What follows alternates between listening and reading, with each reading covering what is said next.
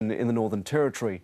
The community says the Commonwealth's action has left it worse off, and while the federal Indigenous Affairs Minister admits there were flaws in the Commonwealth's radical action, he says communities are still benefiting from the billions of extra government funding. Our reporter Claire Campbell has travelled to the community where the intervention began, Mutijulu in Central Australia. The community of Mutijulu near Uluru is trying to take back control after 10 years of the federal intervention. And look around. The community can showcase nothing's been done. Mutijulu was the first community where the intervention hit the ground. Under a national emergency, the Commonwealth rolled out radical policies, including welfare controls, extra police and alcohol bans. The Commonwealth said it had to act because the Territory government hadn't responded to a report on the sexual abuse of Aboriginal children.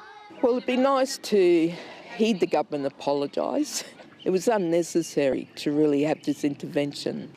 The Minister says the intervention brought much-needed spending for health, education and housing. Look, I think there was a lot of investments we talk about at that time. You can't put $1.9 billion in housing and say it didn't affect things positively. But admits there was a major flaw.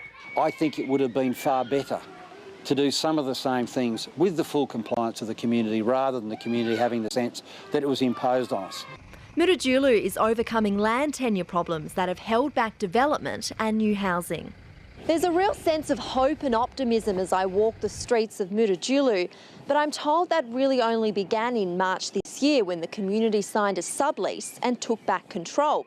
Now the Board of Directors have created a master plan, which includes a town hub, bakery and major upgrades to the football field, and this building, which was once the Adult Education Centre. And Dorothy Randall says the only way to stem the rising number of Aboriginal children in care is if Indigenous people take the lead. I personally feel the government still haven't got it right. We need to own the problem, otherwise we're inventing another stolen generation.